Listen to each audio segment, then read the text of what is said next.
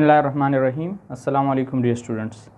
आज की इस वीडियो में हमने गोल्जी बॉडीज़ के बारे में बात करनी है। हमने फ़र्स्ट ईयर के कोर्स को स्टार्ट किया हुआ है, जिसमें हमने सबसे पहले सेल वॉल के बारे में, फिर सेल मेम्ब्रेन, उसके बाद न्यूक्लियस, और उसके बाद न्यूक्लियस का नाइबर एंडोप्लाज्मिक रेटिकुलम, और उसके बाद एंडोप्लाज्मिक रेटिकुलम के बाद आज हम गोल्जी बॉडीज़ के बारे में बात करेंगे।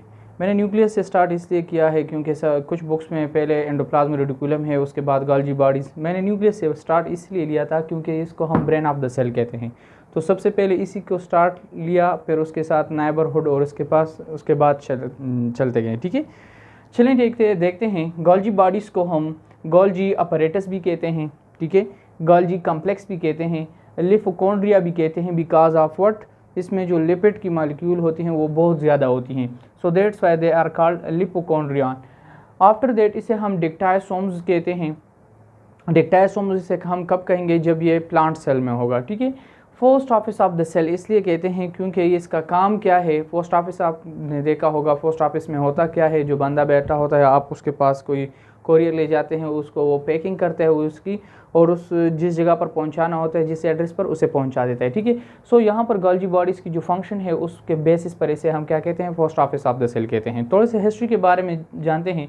एक हमारे साथ जोलॉजिस्ट था कैमिलो गोल्जी, 1898 में सबसे पहले उसने स्टेनिंग टेक्निक की, और उस स्टेनिंग टेक्निक के बायस उसने nerve cells of born Oval, ठीक है, बॉर्न ओवल जिसे हम टेटो अल्बा कहते हैं, ठीक है, साइंटिफिक नेम उसका क्या है, टेटो अल्बा, उसके नर्व सेल्स में सबसे पहले इसने स्टेनिंग टेक्निक्स के ज़रिए से इस गोल्जी बॉडीज़ यानी गोल्जी अपरेटस को देखा था। ठीक है, और इसको जो हम नेटवर्क लाइक स्ट्रक्चर है डिक्टायोसोम्स, इसे हम प्लांट्स में कहते हैं। ठीक है, उसके बाद अगर हम इसकी स्ट्रक्चर को देख लें तो ये just same like endoplasmic reticulum की तरह है। वहाँ भी फ्लैटेंड सेक्स थी, ट्यूब्यूल्स थी एंड वेसिकल्स थी, यहाँ पर भी है। देखिए आप, न्यूक्लियस से हमारे साथ जो सिक्रीशन हुई थी किस चीज़ की, फ्लैटेंड सेक लाइक स्ट्रक्चर की, जिसमें हमारे साथ इनसाइड पर ल्यूमन था, ठीक है, जो आउटर मेम्ब्रेन ऑफ न्यूक्लियस के बाद जो प्रोजेक्शंस हुई थी। ठीक है, तो इसे हमने क्या कहा था, वहाँ पर फ्लैटेंड सेक्स सिस्टर्नी का नाम दिया था। उसी के साथ हमने कहा था कि ये ट्यूब लाइक स्ट्रक्चर्स यहाँ पर अपेयर होती हैं, जिसे हमने स्मूथ एंडोप्लाज्मिक रेटिकुलम का नाम दिया था। और उसके बाद वेसिकल्स हैं। वेसिकल क्या है, वो जहाँ यहाँ से जो प्रोटीन सिंथेसिस हो जाती है, प्रोटीन सिंथेसिस के बाद वो क्या करती हैं, वो गोल्जी बॉडीज़ के साइड पे जाती हैं। ठीक है, सो यहाँ पर आप देख लें गोल्जी बॉडीज़ की स्ट्रक्चर को, तो इसमें भी हमारे साथ उसी तरह ट्यूब लाइक स्ट्रक्चर मौजूद हैं, सिस्टर्नी मौजूद हैं, ठीक है, फ्लैट एंड सेक्स हैं, और इसी फ्लैट एंड सेक्स को हम क्या कहते हैं, सिस्टर्नी कहते हैं। अगर हम एनिमल सेल को देख लें तो एनिमल सेल्स में ये सारे एक दूसरे के साथ पैक्ड होते हैं। ठीक है, फॉर एग्जांपल इन मार्कर्स की तरह एक दूसरे के साथ इस तरह जुड़े होते हैं। ठीक है, लेकिन अगर हम प्लांट सेल्स में बात करें तो एक यहाँ पर होती है सिस्टर्नी, दूसरे यहाँ पर, तीसरी यहाँ पर, चौथी यहाँ पर, इस तरह एक दूसरे से अलहदा होती हैं। So that's why they are called dictyosome. वहाँ पर इसे हम फिर क्या कहते हैं, डिक्टायोसोम कहते हैं। अच्छा, अब ये जो ट्यूब लाइक स्ट्रक्चर हैं इसके 2 लोब्स होते हैं, ठीक है, बोथ एंड पर लोब होते हैं। ठीक है, so they are called lobe at end. Okay, उसके बाद अगर हम बात करें कि इसकी जो फेसेस हैं 2 फेसेस की होती हैं। ठीक है, 2 फेसेस होती हैं। एक फेस किस साइड पे होती है, एक फेस हमारे साथ एंडोप्लाज्मिक रेटिकुलम की साइड पर होती है, क्योंकि वहाँ से इसने क्या करना है, एक्सेप्शन का काम करना है, रिसेप्शन का काम करना है। जो वेसिकल्स आ रही हैं एंडोप्लाज्मिक रेटिकुलम से, तो उसको क्या करना है, एक्सेप्ट करना है। एक्सेप्शन के बाद यहाँ पर इसमें बहुत सारे प्रोसेस होते हैं, वो प्रोसेस हम फंक्शन में डिटेल से पढ़ेंगे। यहाँ से होता हुआ हमारे साथ जो वेसिकल है, वेसिकल आता है किस साइड पे, ये एंड साइड पे। ठीक है, जो एंड साइड है इसे हम ट्रांस एंड कहते हैं। ट्रांस एंड किसको कहते हैं, जो मेम्ब्रेन की तरफ होता है, जो सेल मेम्ब्रेन की तरफ होता है, towards the membrane. For example यहाँ पर मैं मेम्ब्रेन बना लेता हूँ कि ये हमारे साथ क्या हो गया, सेल मेम्ब्रेन हो गया। सेल मेम्ब्रेन की साइड पे जो एंड आता है उसे हम ट्रांस एंड कहते हैं। जो फेस हमारे साथ एंडोप्लाज्मिक रेटिकुलम की साइड पे आता है या न्यूक्लियस की साइड पे आता है उसे हम सिस फॉर्मिंग फेस कहते हैं। ठीक है, ये हो गया हमारे साथ स्ट्रक्चर, जिसमें हमने फ्लैट एंड सेक्स के बारे में बात की, ट्यूब्यूल्स के बारे में बात की, और वेसिकल्स के बारे में बात की। याद रखना है क्योंकि ये मेम्ब्रेन बाउंडेड ऑर्गेनेली है, so they are absent in eukaryotic cell. ये हमारे साथ एब्सेंट होगा प्रोकैरियोटिक सेल्स में। ठीक है, मेम्ब्रेन बाउंडेड है, so they are absent in prokaryotic cells. Function इसका क्या है, फंक्शन इसका सेल सिक्रीशन है। ठीक है, फ्रेगमोप्लास्ट फॉर्मेशन भी है, पैकिंग मटेरियल भी है, पैकिंग भी करता है। ठीक है, स्टोरेज का काम भी करता है। इसके साथ ही जो सबसे इम्पॉर्टेंट फंक्शन है वो क्या है, modifies protein and lipids, protein and lipids. अब होता क्या है, यहाँ पर आपके साथ न्यूक्लियस ने क्या किया है, मैसेंजर आरएनए के ज़रिए से जो प्रोटीन है राइबोसोम रफ एंडोप्लाज्मिक रेटिकुलम के ऊपर राइबोसोम्स होती हैं, राइबोसोम ने क्या किया है, प्रोटीन सिंथेसिस कर ली है। क्या किया है, प्रोटीन सिंथेसिस हो गई है एंडोप्लाज्मिक रेटिकुलम में, और उस प्रोटीन के साथ ओलिगोसेकेराइड का मिलना या कार्बोहाइड्रेट का, ठीक है, ओलिगोसेकेराइड का या कार्बोहाइड्रेट का मिलना कौन से बांड पर, एन नाइट्रोजन बांड पर, ठीक है। तो उसको हम फिर क्या कहते हैं, एन लिंक्ड ग्लाइकोसाइलेशन कहते हैं, ठीक है। प्रोटीन के साथ ओलिगोसेकेराइड का या कार्बोहाइड्रेट्स का बाइंड होना, so they are called N linked glycosylation. अब इसके साथ क्या होता है, एंडोप्लाज्मिक रेटिकुलम से वेसिकल आ गया कहाँ पर, गोल्जी बॉडीज़ में, ठीक है, गोल्जी बॉडीज़। अब गोल्जी बॉडीज से जाने से पहले एंडोप्लाज्मिक रेटिकुलम में क्या होता है, यहाँ पर एक इसके ऊपर प्रोटीन लग जाता है, ठीक है।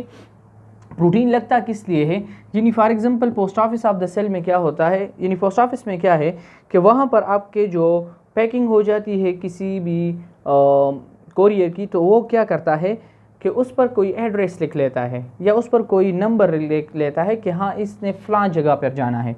तो इसी तरह यहाँ पर इस वेसिकल के ऊपर भी हमारे साथ एक प्रोटीन कोट बन जाती है, ठीक है, जिसे हम कोप 2 प्रोटीन कहते हैं। इसका काम क्या होता है कि इसने फलाने जगह पर जाना है, तो ये यहाँ से जिस तरह एंडोप्लाज्मिक रेटिकुलम से निकलता है तो ये डायरेक्टली कहाँ पर चला जाता है, गोल्जी बॉडीज़ में चला जाता है, इधर उधर नहीं जाता।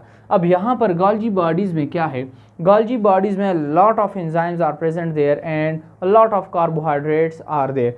यहाँ पर तो प्रोटीन के साथ कार्बोहाइड्रेट मिल चुकी है या ओलिगोसेकेराइड्स मिल चुकी हैं, ठीक है, लेकिन अगर फर्दर इसके लिए मॉडिफिकेशन की ज़रूरत है, फर्दर इसके लिए कार्बोहाइड्रेट्स चाहिए या फर्दर इसके कार्बोहाइड्रेट्स या इसके प्रोटीन के स्ट्रक्चर को काटना है या इस प्रोटीन के स्ट्रक्चर को तोड़ना है या ब्रेक डाउन करनी है, तो उसके लिए एंजाइम्स मौजूद होती हैं। या फॉर एग्जांपल इसमें कोई और रिएक्शन करना है या किसी और चीज़ को मिलाना है, तो उसके लिए क्या है, एंजाइम्स मौजूद होती हैं। और इसके साथ ही अगर इस यहाँ पर कार्बोहाइड्रेट्स कम अटैच हुई हैं और ज़्यादा की ज़रूरत है, क्योंकि प्रोटीन क्या है उसमें इंफॉर्मेशन कोडेड है, तो उसके साथ ही क्या होता है और कार्बोहाइड्रेट इसके साथ अटैच हो जाते हैं। सो यहाँ पर पहले क्या होता है, गोल्जी बॉडीज़ में सबसे पहले इसकी स्ट्रक्चरल चेंजेस होती हैं। प्रोटीन की क्या होती हैं, स्ट्रक्चरल चेंजेस होती हैं कि उसमें कौन सी ऐसी चेंजेस लाए जाएँ ताकि वो बेस्ट परफॉर्मेंस करें, ठीक है। उसके बाद trimming of carbohydrates, for example carbohydrates है उसकी इतनी यहाँ पर फॉर एग्जांपल 2, 3, 4 कार्बोहाइड्रेट्स के मालिक्यूल्स अटैच हैं, फॉर एग्जांपल एक ही कार्बोहाइड्रेट चाहिए तो उसकी ट्रिमिंग हो जाती है, ठीक है, और काट दिया जाता है। या अगर वो कार्बोहाइड्रेट्स कम हैं तो यहाँ पर एडिशन ऑफ कार्बोहाइड्रेट्स भी होती है और कार्बोहाइड्रेट्स के साथ ऐड हो जाते हैं। चौथा हमारे साथ यहाँ पर फास्फोराइलेशन होती है। फास्फोराइलेशन क्या होती है, एडिशन ऑफ फास्फेट ग्रुप, उसके साथ ही फास्फेट ग्रुप की एडिशन हो जाती है, ठीक है। जो हमारे साथ प्रोटीन में OH ग्रुप है, ठीक है, हाइड्रोक्सिल ग्रुप है, वहाँ पर उसके साथ फास्फेट ग्रुप की अटैचमेंट हो जाती है। ओके, आफ्टर दैट इसका जो यहाँ पर इतनी मॉडिफिकेशन हो गई है, अब इसका फंक्शन क्या है, ठीक है। यहाँ से जो आपके साथ प्रोटीन निकल रहा है वो बिल्कुल एक्टिव प्रोटीन निकल रहा है, बिल्कुल तैयार हुआ है, फंक्शनल प्रोटीन भी उसे हम कह सकते हैं या आप उसे एक्टिव प्रोटीन कहते हैं। अब उसका काम क्या है, अब डिपेंड करता है कि प्रोटीन में इंफॉर्मेशन किस के लिए थी। फॉर एग्जांपल वो इंफॉर्मेशन सेल मेम्ब्रेन के लिए थी, यू नो दैट वहाँ पर हमारे साथ कार्बोहाइड्रेट्स भी प्रेजेंट हैं, वहाँ पर लिपिड्स भी प्रेजेंट हैं, किस में, सेल मेम्ब्रेन में, तो वो सेल मेम्ब्रेन की तरफ जाएगा। फॉर एग्जांपल उस प्रोटीन में कोडिंग किस के लिए हुई है, एक्सक्रीशन के लिए हुई है, एक्सक्रीशन के लिए, तो यहाँ पर ये फंक्शनल प्रोटीन का क्या काम करेगा, ये वेसिकल का क्या करेगा, एक्सोसाइटोसिस करेगा, यानी यहाँ पर जो मॉलिक्यूल पड़े होंगे बाहर से उसको वो क्या करेगा, उठा लेगा और उसकी एक्सक्रीशन होगी। तो एक्सक्रीशन किस जगह पर होगी, वो जाएगा मेम्ब्रेन के पास और मेम्ब्रेन के साथ ही अटैच हो जाएगा, मेम्ब्रेन के साथ इनसाइड पर इस तरह अटैच हो जाएगा और इसमें एक्सोसाइटोसिस होगी, जो यहाँ से मेम्ब्रेन की यहाँ से थोड़ी सी ब्रेक डाउन हो जाएगी और ये आउटसाइड चले जाएगा, ठीक है, यहाँ से ये क्या करेगा, आउटसाइड चला जाएगा, एक्सोसाइटोसिस, ठीक है, और उसके बाद इसकी इस तरह से एक्सक्रीशन हो जाती है। आफ्टर दैट अगर हम कहें कि फंक्शनल प्रोटीन का काम क्या है, लाइजोसोम बनाना है, ठीक है, तो वो क्या करेगा, लाइजोसोम की ओरिजिनेशन, यहाँ पर आप दूसरा फंक्शन लिख सकते हैं कि ओरिजिनेशन ऑफ लाइजोसोम भी गोल्जी बॉडीज़ के ज़रिए से होती है। चौथा हम कहते हैं कि फॉर एग्जांपल अगर इस प्रोटीन के साथ क्या है, कार्बोहाइड्रेट्स या प्रोटीन के साथ हम कहते हैं कि लिपिड्स वगैरह की अटैचमेंट हुई है, जिसे हम फिर ग्लाइकोलिपिड कहते हैं। क्या कहते हैं? ग्लाइकोलिपिड। तो वो फिर क्या करेंगे, वो भी मेम्ब्रेन में चले जाएंगे। और या हम कह सकते हैं कि फॉर एग्जांपल बहुत सारे जो हमारे साथ प्रोटीन्स होती हैं, यानी इंट्रिंसिक प्रोटीन है या एक्सट्रिंसिक प्रोटीन है, ठीक है, जो कि हमारे साथ मेम्ब्रेन के ऊपर मौजूद होती हैं, तो वो भी यही गोल्जी बॉडीज़ के ज़रिए से चली जाती हैं, ठीक है। क्योंकि सारा इन्फॉर्मेशन कौन दे रहा है? न्यूक्लियस दे रहा है कि हाँ इस तरह से प्रोटीन बनाना है। तो वो आता है कि कहाँ पर ल्यूमन में आ जाता है, एंडोप्लाज्मिक रेटिकुलम में, और वहाँ से फिज़िकल के ज़रिए से गोल्जी बॉडीज़ में, और फिर गोल्जी बॉडीज़ में उसकी मॉडिफिकेशन हो जाती है फर्दर कि इसने काम क्या करना है, ठीक है। सो इस तरीके से हमारे साथ गोल्जी बॉडीज़ क्या करता है, अपना फंक्शन करता है या अपना काम मुकम्मल करता है, ठीक है। सो आई होप इंशाल्लाह आपको थोड़े ही टाइम में बहुत कुछ समझ आ चुका होगा, और अगर समझ आ चुका है तो काइंडली अपने फ्रेंड्स के साथ ज़रूर शेयर करें, और कोई भी क्वेश्चन हो तो आप कमेंट सेक्शन में पूछ सकते हैं। अल्लाह हाफ़िज़।